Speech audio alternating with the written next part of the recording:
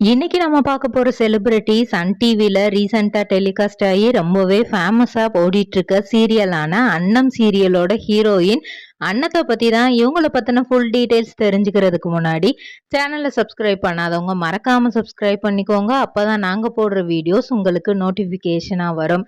அன்னம் கார்த்தி இவங்க ரெண்டு பேரோட பேர் அப்படிங்கிறது இப்போ அந்த சீரியல்ல ரொம்பவே ஹைலைட்டிங்கா போயிட்டு இருக்கு.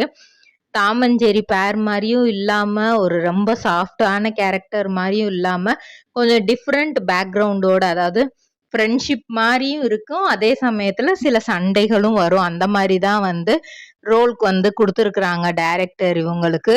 இவங்கள இதுக்கு முன்னாடி அயலி அப்படிங்கிற வெப் சீரீஸ்ல நம்ம எல்லாருக்குமே ரொம்பவே ஃபேமஸ் ஆனவங்க தான் இவங்க. அதுல தமிழ்ச்செல்வி அப்படிங்கிற ரோல்ல ரொம்பவே சூப்பரா பண்ணியிருப்பாங்க. இவங்களோட உண்மையான பெயர் அபி நட்சத்திரா. இவங்க ராஜபாளையத்துல 2005 ஜூன் மாதம் 19 பிறந்திருக்கிறாங்க. இவங்க அப்பா பெயர் மணி, இவங்களோட அம்மா பெயர் ராணி. இவங்களுக்கு ஒரு தம்பியும் இருக்கான், அவன் சந்தோஷ்.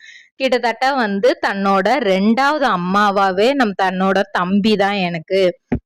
எப்பவுமே அவன் தான் என்னோட சப்போர்ட்டிங் சிஸ்டம். எல்லா இடத்துலயுமே எனக்கு ஹெல்ப் பண்ற ஒரு பர்சன் அப்படின்னா அது கிரைம் பார்ட்னர்னு சொல்லலாம். எல்லாமே என் தம்பி தான். என்னோட ஃபேமிலியும் ரொம்ப சப்போர்ட்டிவான ஃபேமிலி தான். ஏன்னா சின்ன வயசுலயே என்னை நடிக்கிறதுக்காக கேட்டாங்க. 2016ல ரஜினி முருகன்ல ஒரு அந்த சின்ன ரோல் தான் நான் பண்ணியிருப்பேன். இருந்தாலும் அந்த ஓமேல கண்ணு சாங்க்கு அந்த என்னோட ஃபங்க்ஷனுக்காக தான் அந்த சாங்கே வச்சிருப்பாங்க. ஹீரோ ஹீரோயின் அந்த இடத்துல சேர்ற மாதிரி. ஸோ எனக்கு அந்த இடத்துல பெருசா நான் ரீச் ஆகல. இருந்தாலும் கிட்டத்தட்ட இப்போ 13 வருஷம் ஆயிடுச்சு. இருந்தும் எனக்கு ஏதாவது அங்கீகாரம் கிடைச்சிச்சு அப்படின்னா அது அயலி படத்தின் மூலமா தான் கிடைச்சிச்சு. திரும்ப 2016ல தர்மதுரை படத்துல விஜய் சேதுபதியோட அண்ணன் பொண்ணு அப்படிங்கிற ஒரு ரோல் நான் பண்ணியிருந்தேன். ஸோ ஹீரோயின்ட்ட போய் ஐஸ்வர்யா ராஜேஷ்ட சின்னதா பேசுற மாதிரி ஒரு ரோல் இருக்கும். எப்போ விஜய் சேதுபதி கூட்டிட்டு போனாலுமே இந்த பொண்ணை தான் கூட்டிட்டு போறது மாதிரியான ரோல் கொடுத்துருந்தாங்க. அதுக்கப்புறம் இவங்க மிகப்பெரிய டான்சர். ஸோ டான்ஸ் லெவல்ல நம்ம ட்ரை பண்ணலாமா அப்படின்னு யோசிச்சப்பையும் இவங்களுக்கு பெருசா எதுவுமே கிளிக் ஆகல. ரிலேட்டிவ்ஸ் சின்ன சின்ன ரோல் சினிமால கிடைச்சப்பயே ரிலேட்டிவ்ஸ் அவ்வளோ பொறாமப்பட்டாங்களா. அந்த பொறாம கோவமா தான் வெளிப்பட்டுச்சான். என்னது இது, படிக்கிற பிள்ளைய இப்படி சினிமாக்குள்ள விட்டுட்டு இது நல்லாவா இருக்கு, இப்படிதான் நீங்க பணம் சம்பாதிக்கணுமா அப்படின்ற அளவுக்கெல்லாம் ரொம்ப பேசிட்டாங்களாம். இதனால பல உறவுகள் இவங்களை விட்டே போயிருக்காங்களாம். அதை பத்திலாம் அவங்க அப்பா அம்மா கவலைப்படலையாம். இந்த பொண்ணுகிட்ட ஒண்ணே ஒண்ணு மட்டும் சொல்லியிருக்காங்க, அபி நீ உனக்கு என்ன பிடிக்குதோ அதை நீ பண்ணு, நாங்க சப்போர்ட்டிவா இருப்போம். ஆனா நாங்க பண்ற இந்த சப்போர்ட் உனக்கு பாசிட்டிவ் அப்ரோச்சை தான் கொடுக்கணும். நம்ம ரிலேட்டிவ்ஸ் பேசுறதெல்லாம் நீ காதுல எப்பவுமே எடுத்துக்கிறாத.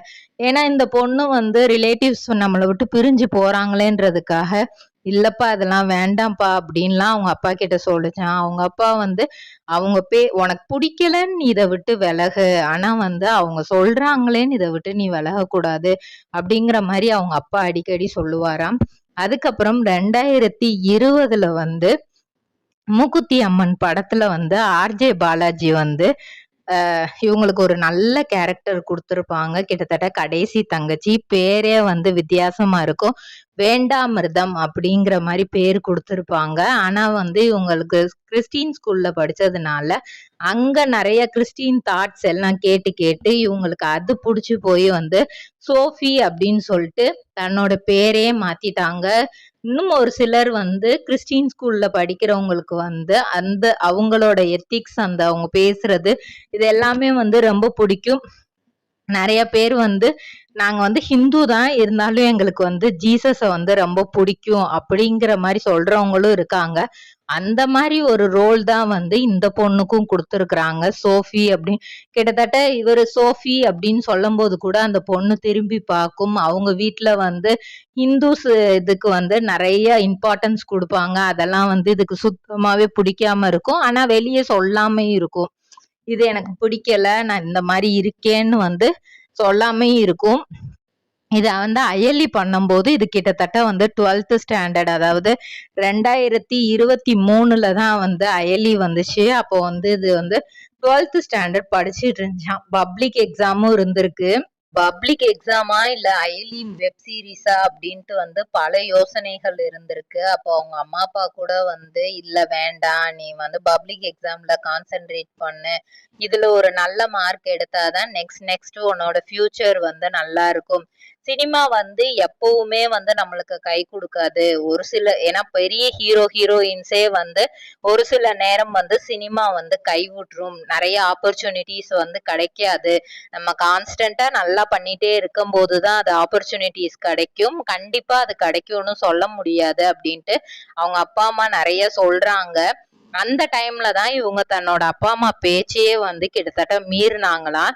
இல்ல, எனக்கு இந்த வெப் சீரிஸோட ஸ்டோரி வந்து எனக்கு ரொம்ப பிடிச்சிருக்கு, இது எனக்கு டேர்னிங் பாயிண்டா இருக்கும்னு நான் நினைக்கிறேன், நான் பப்ளிக் எக்ஸாமும் எழுதுறேன், ஆனா இதுவும் நான் பண்ணியே தீருவேன் அப்படிங்கிற மாதிரி ஒரு பிடிவாதத்துல இருந்திருக்கிறாங்க.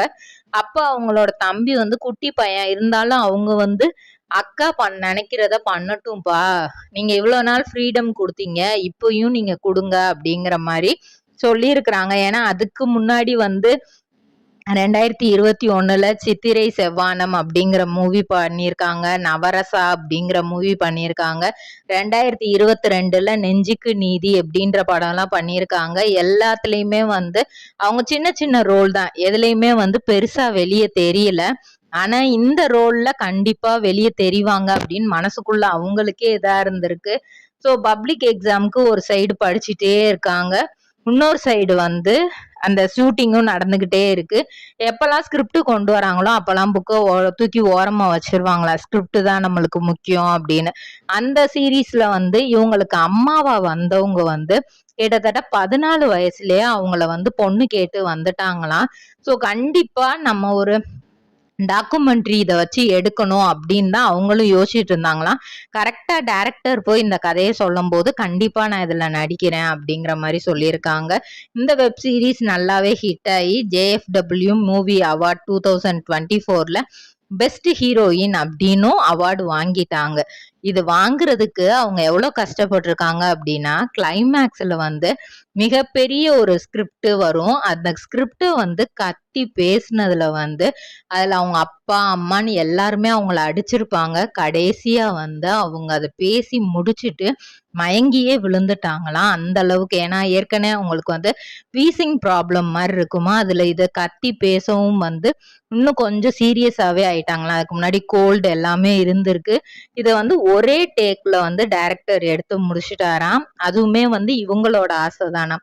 இவங்கதான் சொன்னாங்களா, இதை 2-3 டேக்லாம் என்னால பேச முடியாது, ஒரே டேக்ல நான் கண்டிப்பா நல்லா பேசிடுவேன் அப்படின்னு சொல்லிட்டு இவங்கதான் வந்து இது பண்ணியிருக்காங்க. இப்போ வந்து 2025 இப்போ கரண்ட்ல எக்ஸ்ட்ரீம் அப்படிங்கிற ஒரு படம் வந்து நடிச்சிட்டு இருக்காங்க. ரக்ஷிதா மகாலட்சுமியோட சேர்ந்துதான் அவங்க நடிச்சிட்டு இருக்காங்க. 2023ல லைசன்ஸ், பீஸா 3 இதுலலாம் நடிச்சாங்க. ஆனா அயலி அப்படிங்கிற ஒரே ஒரு வெப் சீரிஸ் இவங்கள வந்து பெருசா தூக்கிட்டு போச்சு. ஹிட் லிஸ்ட், கிளாஸ்மேட்ஸ் இந்த மாதிரி இவங்க நடிச்ச படங்கள் அப்படின்னு பார்த்தா நிறைய இருக்கு. இத வச்சு, இந்த அயலிய வச்சு சன் டிவில உங்களுக்கு கிடைச்ச ஆப்பர்ச்சுனிட்டி தான் வந்து இந்த அன்னம் சீரியல்.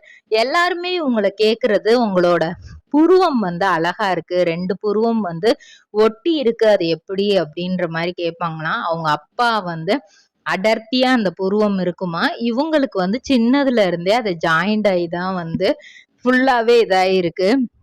இவங்கள பொறுத்த வரைக்கும் சினிமால வந்து பெரிய ரீச்சுக்கு போகல அப்படின்னாலும் எனக்கு கிடைக்கிற சின்ன சின்ன ஸ்டோரி வந்து அந்த கதையை வந்து நான் பெர்ஃபெக்டா பண்ணணும். அது வந்து ஒரு உமன் சென்ட்ரிக் ஸ்டோரியா இருக்கணும். அதை நான் பண்ற ஃபினிஷிங் வந்து எனக்கு ரொம்பவே இதா இருக்கணும். எனக்கு வந்து மேக்கப் இதெல்லாம் வந்து பிடிக்காது. நேச்சுரலா என்ன பண்ணணுமோ, வீட்டுல இருக்கும்போது தக்காளி தேய்க்கிறது, இந்த மாதிரி சின்ன சின்ன விஷயங்கள் எல்லா பெண்களும் பண்ற மாதிரியான விஷயங்கள் தான் நானும் பண்ணுவேன். ஃபர்ஸ்ட் டாக்டர் ஆகணும்னு ஆசை இருந்தது. ஆனால் வந்து என்னோட மார்க் அந்த அளவுக்கு இல்லை, கான்சென்ட்ரேட் பண்ணி என்னால் படிக்க முடியல. ஸோ நம்ம நெக்ஸ்ட் என்ன இருக்குது, இன்ஜினியரிங். ஸோ இன்ஜினியரிங்கில் கொஞ்சம் டிஃப்ரெண்ட்டாக எடுத்து படிக்கணுமே அப்படின்னு சொல்லிட்டு டேட்டா சயின்ஸ், இன்ஜினியரிங்கில் டேட்டா சயின்ஸ் எடுத்து இப்போ வந்து அவங்க தன்னோட செகண்ட் இயரை பண்ணிட்டு இருக்காங்க. ஃபர்ஸ்ட் இயர் வந்து பண்ணும்போது கரெக்டாக அயர்லி வந்து பப்ளிக் எக்ஸாம் முடிகிறப்போ வந்துச்சு. அதுக்கப்புறம் வந்து ஃபர்ஸ்ட் இயர் பண்ணாங்க. இப்போ செகண்ட் இயர் பண்ணிட்டு இருக்காங்க இன்ஜினியரிங் டேட்டா சயின்ஸில். சைட் பை சைடு அன்னம் சீரியலுக்கும் வந்து இது பண்ணிட்டு இருக்காங்க. ஏன்னா 15 டேஸ் வந்து அவங்களுக்கு அந்த சீரியல்ல நடிக்கிற மாதிரி இருக்கும், 15 டேஸ் வந்து காலேஜ் போற மாதிரி இருக்கும். இருந்தாலும் காலேஜ்லயும் பேசி அந்த ஷெட்யூல் எல்லாம் அட்ஜஸ்ட் பண்ணி தான் வந்து இவங்க போயிட்டு இருக்காங்களாம். ராஜபாளையத்துல இப்போ இவங்க வந்து ரொம்பவே ஃபேமஸ் ஆயிட்டாங்களாம். இப்படியோ நம்ம ஊர் பொண்ணு இவ்வளவு தூரம் போய் இதாயிருக்கு அப்படின்ட்டு ரொம்பவே ஃபேமஸ் ஆயிட்டாங்களாம். இதே மாதிரி பல செலிபிரிட்டிஸோட பயோகிராஃபி தெரிஞ்சுக்கிற சேனலை மறக்காம சப்ஸ்கிரைப் பண்ணிக்கோங்க. சொந்தமாக தொழில் தொடங்கணும்னு ஆசையா? ஆனால் முதலீடு நினச்சி கவலையாக இருக்கா? கவலை விடுங்க. ஆர்ஆர்ஆர் ட்ரேடிங் கம்பெனி இப்போ உங்களை ஒரு வெற்றிகரமான பிஸ்னஸ் மேனாக மாற்ற ரெடியாக இருக்கும். முக்கிய அம்சங்கள் என்னென்னா, பாக்குமட்டை தட்டு தயாரிப்பு தொழில் ரொம்ப சிம்பிள், ஆனால் லாபம் அதிகம். நாங்களே லோனும் அரேஞ்ச் பண்ணி தரோம். இதில் ஸ்பெஷல் என்னென்னா 25% 35% வரைக்கும் மானியமும் கிடைக்கும். உயர்தர மிஷின்ஸ் மற்றும் தரமான ரா மெட்டீரியல்ஸ் வருஷம் முழுக்க நாங்களே சப்ளை பண்ணிடுவோம். நீங்கள் தயாரிக்கிற தட்டுக்களை நாங்களே நேரடியாக வாங்கிக்கிறோம். வாழ்க்கையில் ஜெயிக்க இதுதான் சரியான நேரம். உடனே கால் பண்ணுங்க. தொடர்புக்கு 8015983336. ஆர்ஆர்ஆர் ட்ரேடிங் கம்பெனி, உங்கள் முன்னேற்றத்திற்கு எங்களது கரம்.